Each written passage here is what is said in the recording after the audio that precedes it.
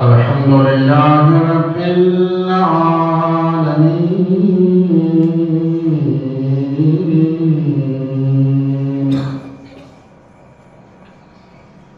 والصلاة والسلام على رسوله الكريم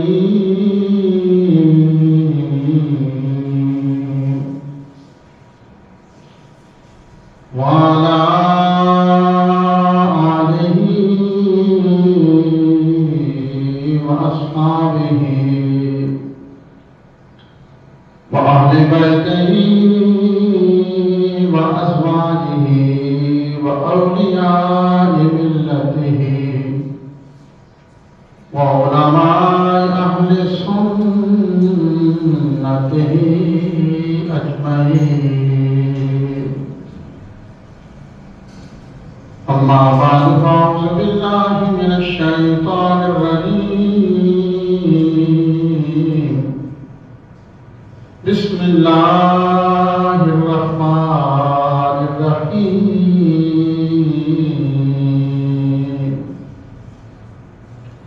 ألا إن أولياء الله لا خوف عليهم ولا هم يحزنون. صدق الله العظيم وصدق رسوله النبي الكريم الأمين. قال الله تبارك وتعالى في شان محبوبه مخبرا وآمرا: إن الله وملائكته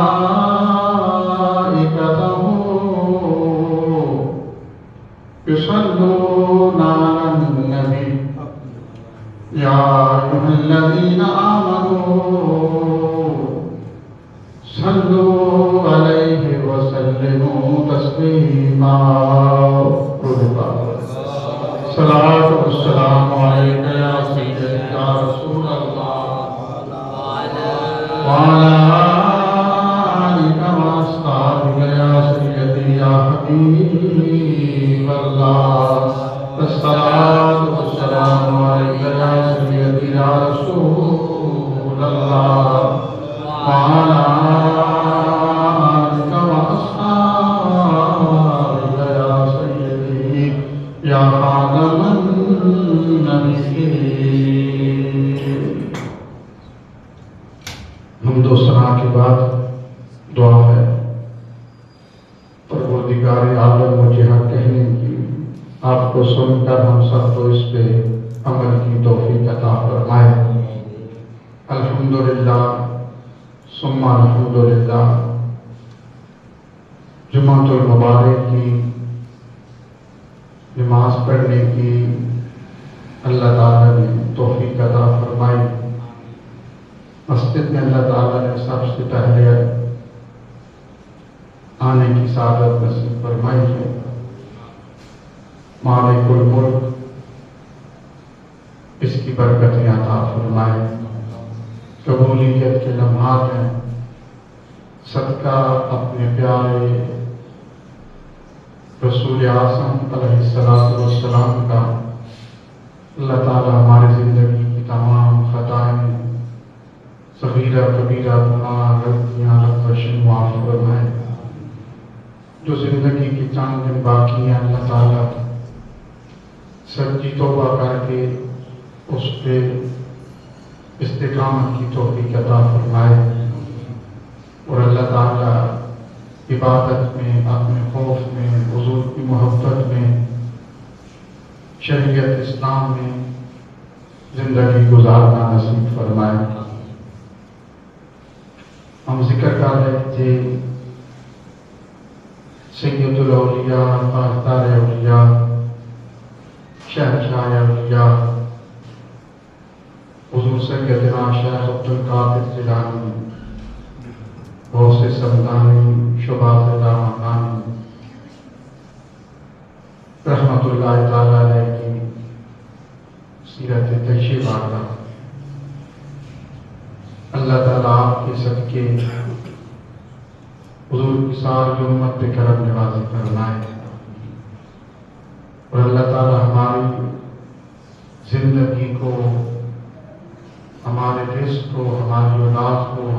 سوچ کو پاکیزہ بنائے رکھا۔ بزرگان دین کی مقدس زندگیوں کا صدقہ اللہ تعالیٰ ہمیں بھی اپنی زندگی کو صبح و شام کو دن رات کے ایک لمحے کو پاکیزہ بنانے کی توفیق عطا فرمائے۔ حضور سیدنا شیخ عبد القادر جیلانی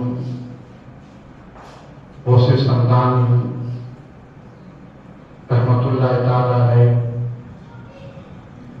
آپ ولیوں کے سردار تھے، اولیاء کے بادشاہ ہیں۔ آپ کی زندگی تمام اولیاء اعظام کے لیے ایک نمونہ ہے کہ جو خوش بخت اور بانصیب حضرات مقام ولایت کے فائز ہو جائے وہ اپنی زندگی کس طرح گزارے۔ ایک ولی کی، ایک اہل اللہ کی زندگی کیسی ہوتی ہے، اس کے لیے سب سے بہترین نمونہ، بہترین زندگی حضور سیدنا شیخ عبد القادر جیلانی رحمۃ اللہ تعالیٰ علیہ کی زندگی ہے۔ تمام اولیاء اعظام کے لیے ایک نمونہ، کیونکہ شہزادی فرماتی ہیں کہ غوث اعظم درمیان اولیاء جو محمد درمیان انبیاء صلی اللہ علیہ وسلم۔ غوث اعظم کا مقام اولیاء اعظام کی فہرست میں اس طرح ہے اس طرح حضور کا مقام تمام انبیاء کی لسٹ میں ہے، جس طرح حضور تمام انبیاء اور رسول کے سردار ہیں، اسی طریقے سے سیدنا غوث پاک رضی اللہ تعالیٰ عنہ بھی تمام اولیاء اعظام کے سردار ہیں، بادشاہ ہیں، شہنشاہ ہیں، تاجدار ہیں۔ تو آپ کی زندگی کو دیکھنا چاہیے، آپ کی زندگی کے لیے ایک لمحہ اللہ کی رضا پہ گزرتا رہا۔ جو خوشبخت انسان اللہ کے فضل سے، اللہ کے کرم سے منصب ولایت پہ فائز ہوتا ہے، وہ پھر اپنے مقام کو چھپاتا ہے اس طرح کہ جس طرح ایک دوشیزہ اپنے ماہواری ایام کو چھپا، اس طریقے سے وہ اپنی ولایت کو، اپنے مقام کو چھپاتا ہے۔ کبھی کرامت ظاہر نہیں کرے گا کسی کے سامنے۔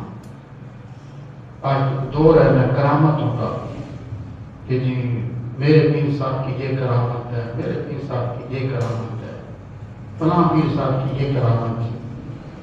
تو جو صحیح اہل اللہ ہے، اولیاء اعظام ہیں، وہ اپنی کرامات کو، اپنے مقام کو لوگوں سے چھپایا کرتے ہیں، اپنے آپ کو اہل دنیا کے سامنے ظاہر نہیں کرتے۔ اس لیے کہ جتنا بھی اللہ کا ولی کسی کو کرامت دکھائے گا، اپنا مقام اس کے سامنے ظاہر کرتا ہے، اتنا ہی اس کے درجات مقام ولایت کے کم ہو جاتے ہیں۔ اس لیے وہ اپنا مقام ظاہر نہیں کرتے۔ تو ایک ہوتا ہے کہ جو صرف دن رات عبادت کرتا رہے، جس کا ایک لمحہ عبادت میں گزرے، اس کو شریعت کا علم اس کے پاس اتنا نہ ہو، صرف عبادت ہو، تو اس کو آپ ولی نہیں کہہ سکتے، اس کو آپ مرشد نہیں کہہ سکتے، وہ صوفی کے مقام پہ فائز ہوتا ہے۔ مقام ولایت کے لیے سب سے پہلے کیا ہے؟ دین کا علم ہے۔ جب ایک اہل اللہ، ایک ولی اللہ تعالیٰ کے قریب ہونا چاہتا ہے ایک انسان، تو سب سے پہلے اس کو یہ جاننا ضروری ہوتا ہے کہ اس بارگاہ قدس بے پناہ کی حدود و وجود کیا ہے، اس کی حدیں کیا ہیں، اس کا مقام کیا ہے، نماز ہے، اس کے واجبات کیا ہیں، سنن کیا ہے، مستحبات کیا ہے۔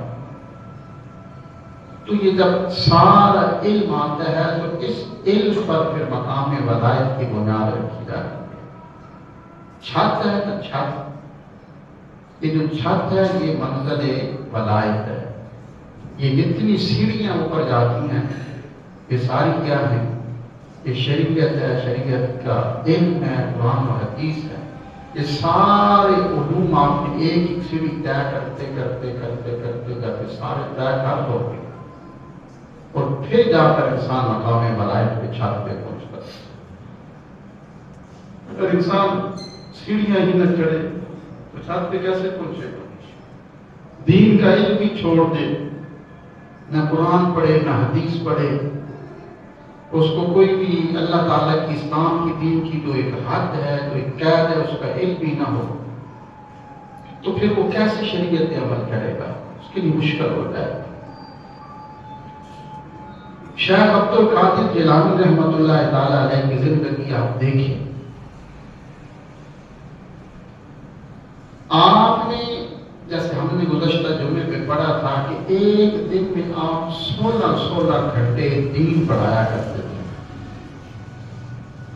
40 سال تک آپ ایک وضو سے فجر کی نماز پڑھتے رہے، عشاء کے وقت وضو کیا، فجر کی نماز اسی سے پڑھتے رہے۔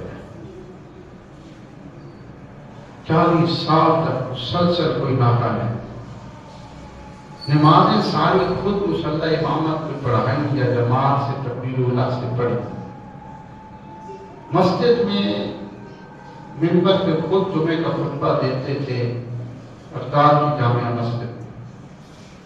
آپ کا عظیم الشان ادارہ تھا جس کا نام تھا جامعہ نظامیہ بغداد شریف۔ سینکڑوں طلباء آپ کے پاس پڑھتے تھے۔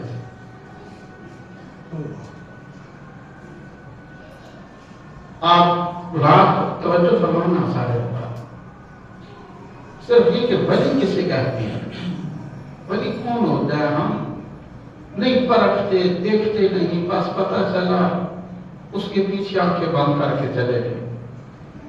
سید جو ہے نا، سید سچا سچا سید، یہ پکی بات ہے کہ وہ اہل سنت و جماعت میں سے ہوگا۔ اب جتنے بھی اولیاء اعظام نظر آئیں گے جہاں تک آپ کو پاکستان کی سرزمین ہے یا دنیا میں، سب کا تعلق اہل سنت و جماعت سے۔ جتنے بھی اولیاء اعظام ہیں، بعد میں کسی نے کوئی جھنڈا لگا لیا اوپر پہ اور بات، قبضہ ہو گیا تو اور بات، کیونکہ مقام ولایت پر فائز ہونے کے لیے پہلے محبت مصطفیٰ ہے۔ اس کے علاوہ انسان ولی بن ہی نہیں سکتا، بن ہی نہیں سکتا۔ تو سید جو ہے نا، اگر آپ کو پتہ چل جائے کہ یہ سید ہے، سچا سچا سید ہے، پھر شریعت کا حکم ہے کہ آپ اس کا ادب کریں، احترام کریں۔ اگر کچھ اس کے عمل شریعت کے خلاف ہیں تو آپ ان پہ خاموشی اختیار کریں۔ اس کے علاوہ اگر کوئی مقام ولایت فائز کہتا ہے، ولی ہونے کا دعویٰ کرتا ہے کہ میں ایک ولی ہوں، تو پھر وہ سید نہیں ہے تو آپ اس سے سوال کر سکتے ہیں، آپ پوچھ سکتے ہیں۔ جب آپ کا دل مطمئن ہوگا پھر جا کر آپ اس سے بات کریں گے۔ حضور نے فرمایا، حدیث پاک ہے کہ اذا رؤوا ذکر اللہ اور کما قال صلی اللہ علیہ وسلم، حضور نے فرمایا ولی وہ ہے کہ جس کے چہرے پہ نظر پڑے، بے ساختہ تمہاری زبان سے نکلے سبحان اللہ، تمہیں اللہ یاد آ جائے، وہ ولی۔ تو جس کے چہرے پہ داڑھی نہ ہو تو ویسے سبحان اللہ نکلے گا، سبحان اللہ ماشاء اللہ۔ تو حضور کی تھوڑی سی میں اس پہ بڑی زور اس لیے دیتا ہوں کہ سب لوگ کہتے ہیں کہ داڑھی کے بغیر بھی، یاد رکھیے ایک ہم یہاں پہ بڑی غلطی کرتے ہیں، ہم کہتے ہیں کہ داڑھی سنت ہے، سارے لوگ کہتے ہیں کہ داڑھی یہ سنت نہیں ہے کہ جو حضور نے رکھی ہوئی چیز تو حضور کی وجہ سے سنت ہے۔ یہ جیسے ایک لفظ ہوتا ہے نا، قرآن و سنت، قرآن ہے اس کی ساری تشریح، حدیث پاک کو، حضور کے فرمان کو سنت کہتے ہیں۔ حضور کے فرمان کو کیا کہتے ہیں؟ سنت۔ تو یہ جو داڑھی ہے یہ اس سنت کے زمرے میں آتی ہے، سنت کے حکم میں ہے۔ یہ سنت نہیں کہ حضور نے رکھی ہوئی تھی تو ہم نے بھی رکھی۔ باقی داڑھی رکھنا یہ فرض ہے، یہ واجب ہے۔ آئی سمجھ؟ ہاں، داڑھی رکھنا کیا ہے؟ حضور کا حکم ہے، قرآن کا حکم ہے، اطیعوا اللہ و اطیعوا الرسول، اللہ اور اس کے رسول کی اطاعت کرو جو اللہ کا رسول حکم دے۔ فاتبعونی یحببکم اللہ، اللہ فرماتا ہے تب تم سے محبت کروں گا جب میرے محبوب کی اتباع کرو، حضور کا ہر حکم مانو گے، تب جا کر تمہیں خدا ملے گا۔ اللہ تک تب پہنچ سکتے ہو۔ تو جب حضور نے فرما دیا کہ حکم دیا کہ داڑھی رکھو، داڑھی بڑھاؤ، مونچھے پست کرو، حکم ہے نا۔ اب حضور کا حکم ماننا یہ سنت ہے نہیں، حضور کا حکم ماننا فرض ہے، امت کے لیے واجب ہے، فرض ہے۔ تو یہ جو کام کہتے ہیں نا داڑھی سنت ہے، تو یہ سنت اس لحاظ سے نہیں کہ حضور نے رکھی ہوئی تھی، یہ سنت کے حکم میں آتی ہے، ورنہ داڑھی رکھنا واجب اور فرض کے حکم میں آتا ہے، اور نہ رکھنے والا نافرمان حضور کے حکم کی نافرمانی ہے، صراط الحدیث سے بات ہے۔ تو اب ایک اللہ کا اپنے آپ کو ولی کہتا ہے کہ میں ولی ہوں اور چہرے پہ داڑھی نہیں ہے اس کے، تو جو چھوٹی سی حضور کے چہرے پہ اتنی سی ایک بالش داڑھی نہیں رکھ سکتا، گوارا نہیں کرتا، تو حضور سے اور اس کا کتنا تعلق ہوگا یا کتنی محبتوں کا دعویٰ کرتا ہوگا، کتنا شریعت پہ چلتا ہوگا، کتنا شریعت کا صرف کا وفاد ہوگا۔ تو اولیاء اعظام کے لیے پہلی کیا ہے؟ جو ولیوں کے سردار ہیں سیدنا شیخ عبد القادر جیلانی رحمۃ اللہ تعالی علیہ کی زندگی ان کے لیے نمونہ ہے۔ تو ان کی زندگی یہ تھی کہ یہ خود نمازیں پڑھاتے، خود جمعہ پڑھاتے، 16 گھنٹے قرآن و حدیث پڑھاتے، اور دین کے سارے علوم پڑھایا کرتے تھے، قرآن پڑھاتے، فقہ پڑھاتے، حدیث پڑھاتے، منطق پڑھاتے، فلسفہ پڑھاتے، سارے علوم پڑھاتے، ایک دن میں 16 گھنٹے پڑھایا کرتے تھے۔ رات کو جب سیام سے خطاب فرماتے تھے، اور اس کے علاوہ شیخ توجہ فرمانا، شیخ عبد القادر جیلانی رحمۃ اللہ تعالی علیہ نے 50 کتابیں لکھی ہیں، 50 سے زائد کتابیں۔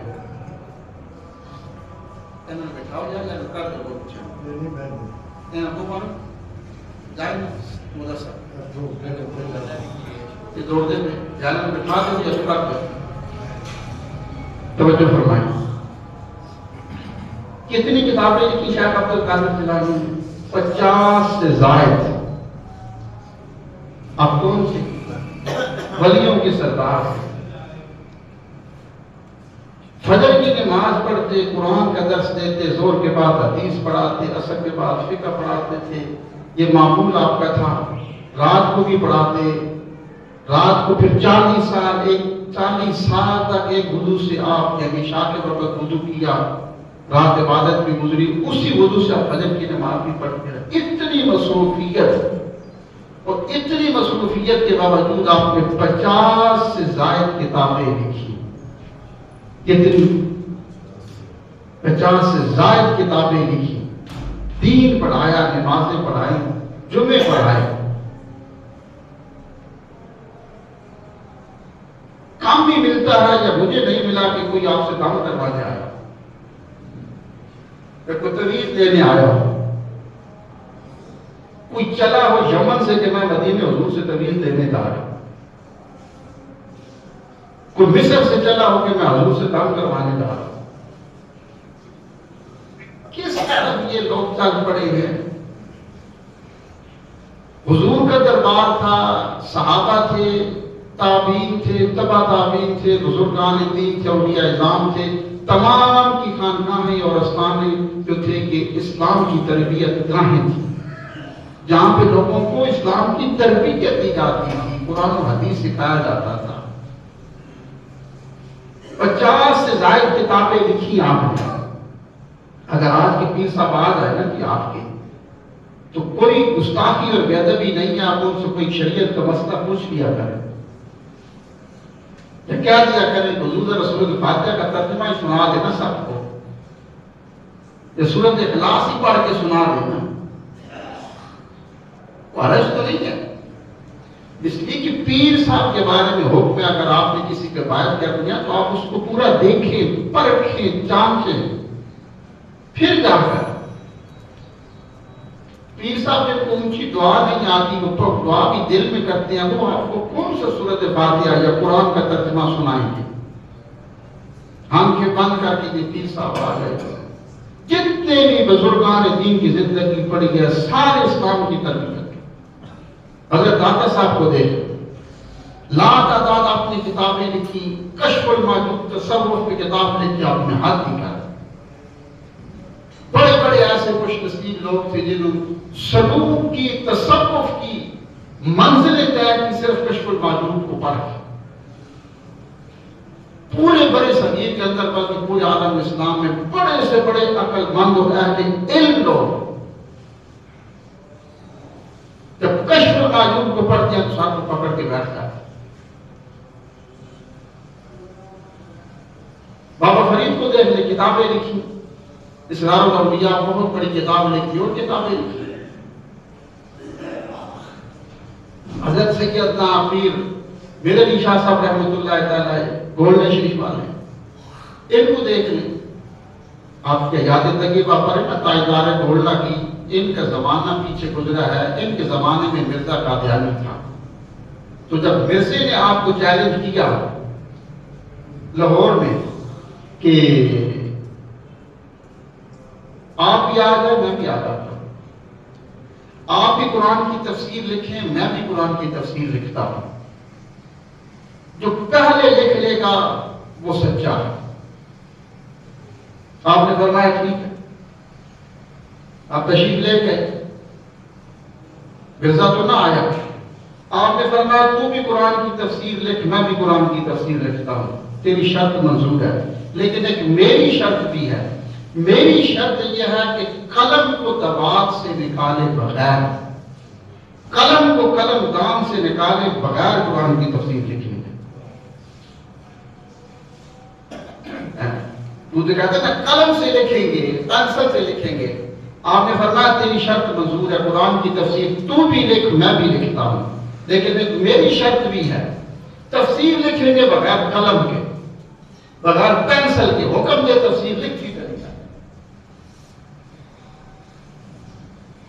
پھر آپ بہت بڑے قاطع نزدیکی تھے، آپ نے کتابیں لکھی، تاجدار گولڈا نے، مرزا تو لاہور میں نہ آیا، بادشاہی مسجد میں لوگوں کا اکٹھ ہو گیا، انتظار کر رہے تھے، آپ گولڈن شریف سے ریل پہ بیٹھے، ٹرین پہ بیٹھے، ریل گاڑی پہ لاہور تشریف لے کے جب وہاں پہ پہنچے 3 دن تک مرزے کا انتظار کرتے رہے، مرزا نہ آیا، 30 دن آپ جلال میں آ گئے اور آپ نے کھڑے ہو کر وہاں بادشاہی مسجد میں پورے جلال میں، انہیں رسول تھا، سید تھے، پورے جلال میں کھڑے ہو کر فرمایا مرزے سن، تو نہیں آیا، میں 3 دن سے تیرا انتظار کرتا رہا۔ بادشاہی مسجد کھچا کھچ لوگوں سے بھری رہی 3 دن تک، فرمایا سن، اب میرا تجھے چیلنج ہے، اگر تو کہتا ہے نا میں سچا نبی ہوں، اسی وقت کسی کنواری عورت کو اس کی شادی نہیں، اس کو حکم دے کہ ابھی بچے کو جنے اور بچہ پیدا ہوتے ہی تیری نبوت کی گواہی دے، نہیں تو میں حکم دینے لگا۔ آپ نے فرمایا پھر سن، اگر تو کہتا ہے کہ میں سچا نبی ہوں تو اسی وقت دریائے راوی کو حکم دے کہ الٹا چلنا شروع کر، نہیں تو میں ابھی حکم دینے لگا ہوں دریائے راوی کو الٹا چلنا شروع کر۔ اور آپ اس کے تیسرے سوال پہ آپ جلال میں آ گئے، لکھ دیا کہ اس حد تک جلال تھا، محسوس ہوتا تھا کہ دھرتی کانپ رہی ہے۔ آپ نے تیسرا جب اسے چیلنج کیا تو فرمایا سن، اگر تو کہتا ہے کہ سچا نبی ہوں تو شیر بن کر جب مجھے کھا گا یا میں تجھے ابھی زمین کی تہوں میں پہنچا دوں گا۔ جب اتنا کہا تو آپ کی جو زلفیں تھی وہ اٹھنے لگی اور آپ کا چہرہ سرخ اور شیر کی صورت میں تبدیل ہونے لگا۔ اب ایک خلیفہ پاس تھا، اس نے کندھے پہ ہاتھ مارا، حضور شریعت شریعت شریعت، آنکھ بھر کے کہا تو آپ کا جلال واپس آ گیا۔ اگر آپ نے فرمایا تو نے یہ یاد نہ کرواتا، اسی وقت میں مرزے کو زمین کی تہوں میں پہنچا دیا۔ یہ وقت کے ولی تو وہ تھے جو باطل کا مقابلہ کرتے رہے، علمی میدان کے اندر کتابیں لکھتے رہے، باطل کو لڑکاتے رہے، اور آج کا ولی اس کو صورت فاتحہ بھی نہیں آتی، اس کو قرب اللہ بھی نہیں آتی، کہتے 20 صاحب آ گئے۔ میرے حضور جاؤ امت کے کرم شاہ صاحب رحمۃ اللہ تعالی علیہ اس وقت پاکستان کے عالم اسلام کی بہت بڑی عظیم علمی دینی درسگاہ ہے۔ اس وقت ہزاروں علماء آپ سے فارغ ہو چکے ہیں۔ اردو کی آپ نے سب سے بڑی تفسیر دعوت قرآن شریف لکھی 5 جلدوں پر، سیرت آپ نے لکھی 7 جلدوں پر، حضور کی سیرت طیبہ اردو میں، دیگر آپ نے کتابیں لکھی۔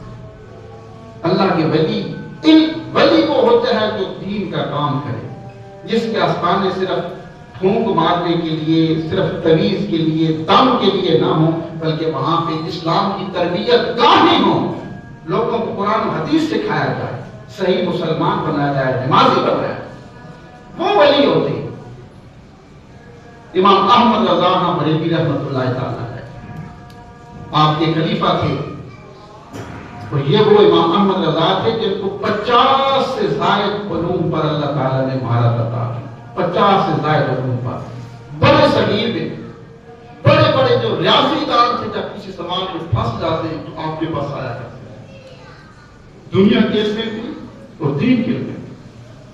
آپ کے خلیفہ تھے جن کا نام تھا مولانا ضیاء الدین نوری رحمۃ اللہ تعالیٰ علیہ۔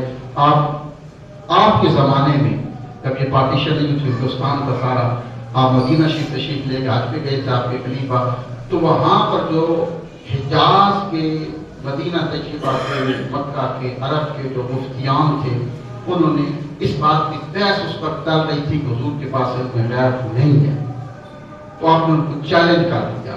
مفتی ضیاء الدین نوری رحمۃ اللہ تعالیٰ علیہ نے امام احمد رضا کی ساری سوانح حجات پہ لکھا ہوا ہے، چیلنج کر دیا کہ حضور کے پاس علم غیب تھا، تو انہوں نے کہا کہ آپ اس پہ دلائل دیں۔ تو مولانا ضیاء الدین رحمۃ اللہ تعالیٰ علیہ واپس ہندوستان میں آئے بریلی شریف میں۔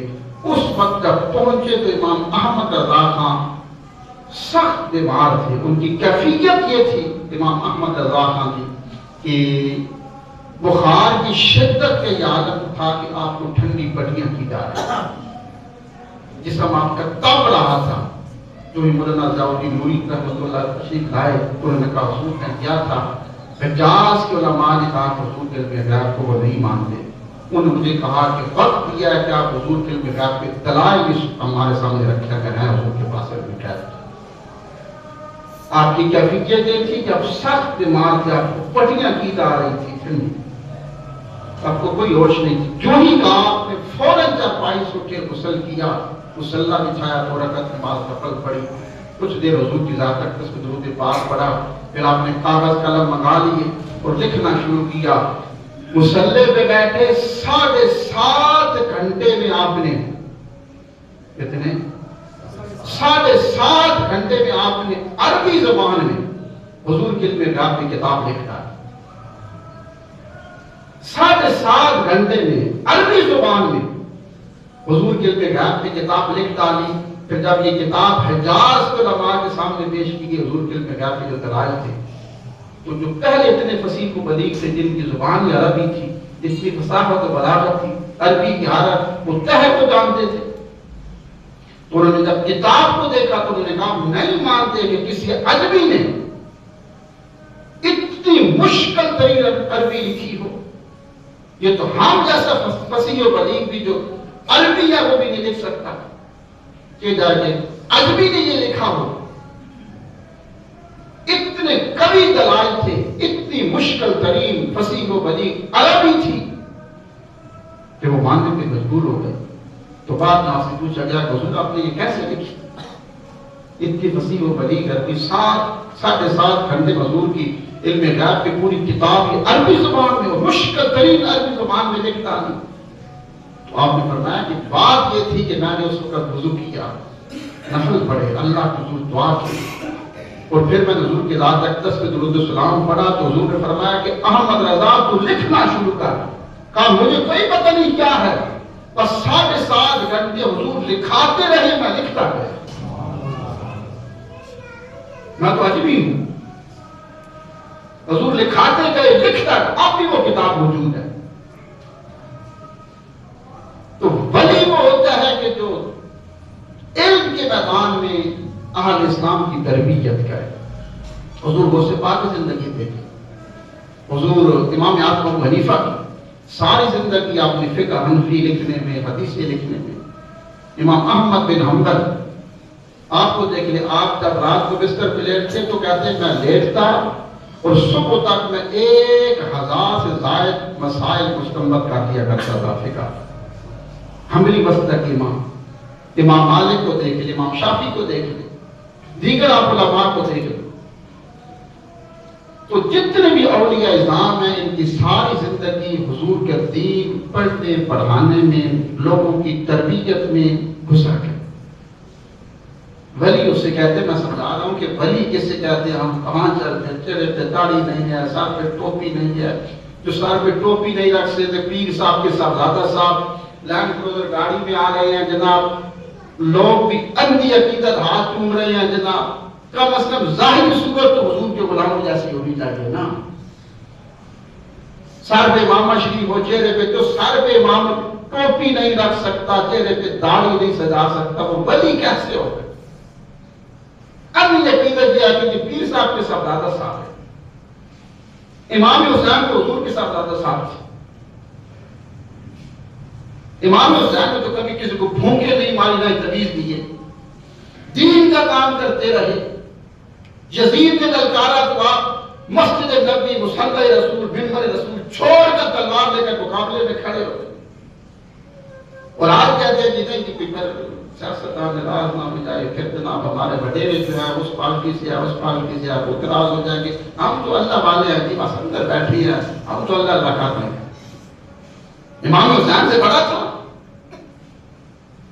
نکل کر خانقاہوں میں رسم شبیری ادا کر۔ ولی تو وہ ہوتا ہے جو خانقاہوں سے نکل پڑے، باطل کے سامنے کھڑا ہو جائے، چاہے علم کی صورت میں چاہے طاقت کی صورت میں کھڑا ہو جائے، ولی اسے کہتے ہیں۔ تو یاد رکھنا کہ سارے جمعے کی اجتماع میں آپ تشریف لائے ہیں، اندھی عقیدت چھوڑ دے۔ اندھی صرف یہ ہے، اندھی عقیدت اگر ایک سچا سید آپ کو پتا ہے کہ یہ خون رسول ہے، اس کے عمل اچھے نہیں ہیں تو اس کے بارے میں شریعت کا حکم ہے کہ آپ اس کا ادب کریں، احترام کریں اور خاموشی اختیار کریں۔ اور جو ولی سید نہیں ہے لیکن کہتا ہے میں ولی ہوں، پھر آپ اس کے ایک ایک لمحے کو آپ جانچیں اور دیکھیں۔ اس کی نماز معدودہ سی ہے کہ مکے میں جا کے پڑھتا ہے۔ آج کچھ پیر ہے نا کہتے ہیں کہ میں تو مکے میں پڑھتا ہوں، مدینے میں پڑھتا ہوں۔ پیر وہ ہے جس کی زندگی میں ایک بھی جماعت تکبیر اولیٰ سے قضا نہ ہوئی ہو، وہ ولایت کی پہلی سیڑھی پہ گامزن ہوتا ہے، باقی ولایت پیچھے پڑی ہے۔ پیر صاحب بیٹھے ہیں، جماعتیں ہو رہی ہیں، نماز ہے نہ کچھ نہ کچھ۔ تو پیر وہ ہے، یاد رکھیے کہ جس کا ایک ایک لمحہ رب کی رضا میں گزرے، شریعت اسلام پہ گزرے۔ سب سے بڑی پیر کی کرامت یہ ہے۔ حضور غوث پاک کے پاس ایک شخص آیا اور 25 سال گزارنے کے بعد واپس آنے لگا۔ تو کہا کیوں؟ کہا حضور میں نے آپ میں کچھ بھی نہیں دیکھا، 25 سال آپ کے آستانے پہ رہا، واپس جا رہا کچھ بھی نہیں دیکھا۔ کہا تو کیا دیکھنا چاہتا تھا؟ کہا حضور میں نے آپ کی کوئی کرامت نہیں دیکھی۔ کہا پتا 25 سال میں میرا کوئی لمحہ رب اور رب کے رسول کے خلاف دیکھا ہے؟ کہا حضور نہیں دیکھا۔ کئی سال ایک سب سے بڑی کرامت۔ اللہ کی عمل کی توفیق عطا فرمائے۔ سنت صاف ہے۔